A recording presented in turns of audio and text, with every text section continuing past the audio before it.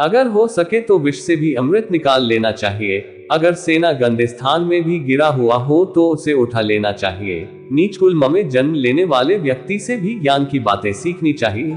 बदनाम घर की स्त्री भी महान गुणों से संपन्न हो तो उसे ग्रहण करना चाहिए। महिलाओं में पुरुषों की अपेक्षा भूख 2 गुना, लज्जा 4 गुना, साहस 6 गुना और काम 8 गुना अधिक होती है।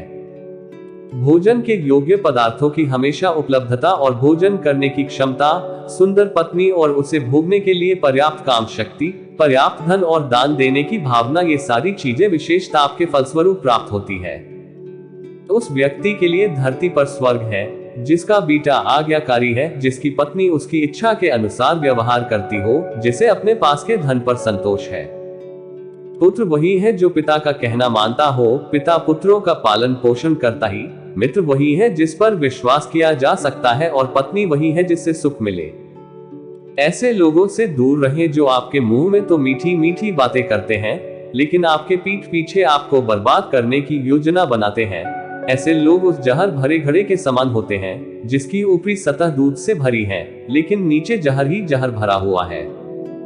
बुरे दोस्त पर कभी विश्वास नहीं करना चाहिए, साथ ही एक अच्छे दोस्त पर भी विश्वास नहीं करना चाहिए, क्योंकि अगर ऐसे लोग आपसे रुष्ट होंगे तो आपके सभी राज सभी को बता देंगे। मन में सोचे हुए काम को किसी को नहीं बताना चाहिए, बल्कि गंभीरता से चिंतन करते हुए, उसकी रक्षा करते हुए उस कार्य को संपादित कर देना चाहिए। हर पर्वत पर माणिक्य नहीं होते, हर हठी के सिर पर मणि नहीं होता, सज्जना पुरुष भी हर जगह नहीं होते और हर वन में चंदन के पेड़ नहीं होते हैं। बुद्धिमान पिता अपने पुत्रों के अच्छे गुणों की शिक्षा देता है, क्योंकि नीतिज्ञ और ज्ञानी लोगों को ही कुल में महत्व मिलता है। जो व्यक्ति दुराचारी, बुरो दृष्टि वाले और बुरे स्थान में रहने वाले व्यक्ति के साथ दोस्ती करता है, जल्दी ही उसका नाश हो जाता है। प्यार और दोस्ती बराबर वाले लोगों के बीच में अच्छी होती है। राजा के यहाँ नौकरी करने वाले को ही सम्मान मिलता है। वाणिज्य सबसे अच्छा व्यवसाय है और अच्छे गुणों वाली स्त्री अपने घर में सुरक्षित रहती है। दोहा, सत्य वस्तु को त्यागी जो करे असत की आश, है ही असत विनाश तो होई सत्य हु नाश। अर्थ, चाणक्य जी कहते हैं कि जो धूव्यानी वस्तु अथवा कार्य को छोड़कर अधूव्यानी असत्य वस्तु या कार्य को अपनाता है उसकी सत्य वस्तु भी नाश हो जाती है, अर्थात मिलती नहीं है। इसलिए सत्य को ही अपनाना चाहिए, क्योंकि असत्य तो खुद ही नाशवान। दोहा, व्यसन रोग दुष्काल अरु शत्रु करे आघात, नृप सम्मुख शमशान में साथ रहे सो भ्रात। अर्थ, चाणक्य जी कहते हैं कि आतुर यानी बीमार होने पर, किसी बुरे कार्य में फंसने पर, अकाल पड़ने पर, बैरी द्वारा कष्ट में फंस जाने पर, राज्य दरबार में और शमशान भूमि में जो अपने साथ रहता है या साथ देता है, असल में वही भाई है, बंधु है। दोहा, यत्न किए नहीं दीनता, जाप किए नहीं पाप, मौन रहे न कलह कछु, जागे निर्भयाप। अर्थ, चाणक्य जी कहते हैं कि उपाय उपयोग करने से दरिद्रता दूर हो जाती है, जप करने से पापों का नाश होता है, मौन हो जाने से लड़ाई होते हुए भी शांत हो जाती है और जागते रहने से भय अवश्य ही दूर हो जाता है। दोहा, पीछे सोचे मारनो, सम्मुख प्रगटे प्रीति, विष भीतर मुख दूध है, तजन जोग अस्मीत। अर्थ, चाणक्य जी कहते हैं कि ऐसा मित्र जो आपके सामने तो मीठी मीठी बात बनाता है और पीठ पीछे कार्य को बिगड़ता है, वह कभी भी सच्चा मित्र नहीं बन सकता है। ऐसा मित्र तो उस घड़े के समान है जिसमें जहर भरा है और मुखड़े पर थोड़ा दूध दिखाई पड़ता है। ऐसे मित्र को त्यागना ही उचित है। दोहा, कबहू कुमित्र सुमित्र पे नहीं कीजिए विश्वास, प्रिय सुमित्र हु क्रोध में कर दे भेद प्रकाश।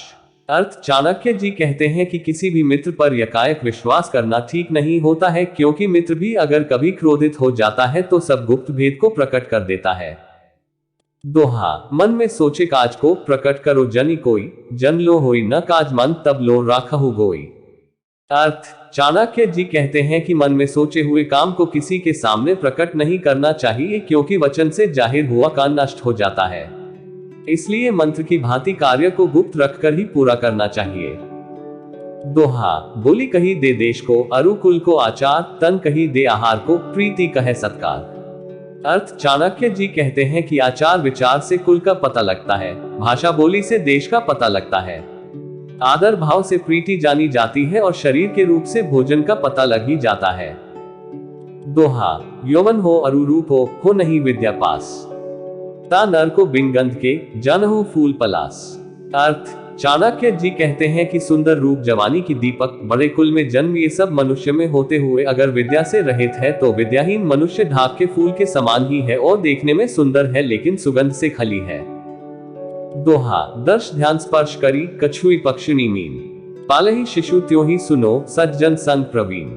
अर्थ, चाणक्य जी कहते हैं कि सज्जनों का साथ बड़ा उत्तम होता है क्योंकि ये अपनी संगति में आए हुए का इस प्रकार पालन पोषण करते हैं जैसे मछली, कछुआ और पक्षी अपने बच्चों का दर्शन, ध्यान और स्पर्श से पोषण करते हैं। दोहा, कामधेनु के सर्वगुण विद्या में ले जान, गुप्त वित्त प्रदेश में रक्षाई मातु समान। अर्थ, चाणक्य जी कहते हैं कि विद्या कामधेनु के समान होती है जो अकाल में भी फल देती है। जैसे कामधेनु से अकाल में भी दूध प्राप्त होता है और प्रदेश में माता की तरह रक्षा करती है, इसलिए विद्या गुप्त धन जैसा है, इसका संग्रह करना आवश्यक है। दोहा, बल न आत्मा बल सम कोई, जन तुली जल में नहीं प्रकाश को नेत्र सम, वस्तु अन्न सम के है। अर्थ, चाणक्य जी कहते हैं कि मेघ के जल जैसा दूसरा जल उत्तम नहीं, आत्मबल जैसा कोई दूसरा बल नहीं, नेत्र तेज के समान दूसरा तेज नहीं और अन्न के समान दूसरी कोई वस्तु प्यारी इस संसार में नहीं है। दोहा, निज धन भोजन नरी में, नित और धरी संतोष, पारिवे में जब दान में कबहू न करी संतोष। अर्थ, चाणक्य जी कहते हैं कि मनुष्य को अपनी औरत, अपने धन और समयानुसार अपने भोजन में संतोष करना चाहिए लेकिन विद्यापने जब करने और दान देने में कभी संतोष करना ठीक नहीं। दोहा, अति सीधे बनिए नहीं, लखु विपन में जाए, सीधे तरु कटी जात है, टेढ़े खड़े सतराया। अर्थ, चाणक्य जी कहते हैं कि अत्यंत सीधा होना भी दुखदायी होता है।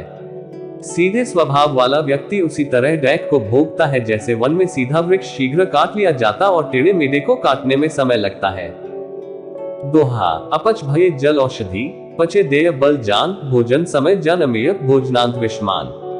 अर्थ, चाणक्य जी कहते हैं कि जल का गुण अपच व्यवस्था में पीना औषधि है, भोजन पाच जाने पर जल पीना बलदायक है। भोजन करते समय मध्य मध्य में पीना अमृत के समान गुण वाला है किंतु भोजन के बाद तुरंत जल का एकदम पीना विषकारी है।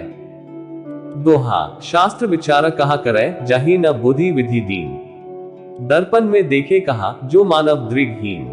अर्थ, चाणक्य जी कहते हैं कि जिनमें खुद बुद्धि नहीं उसको शास्त्र की शिक्षा क्या लाभ पहुंचाएगी, जैसे कि अंधे को दर्पण दिखने से क्या लाभ।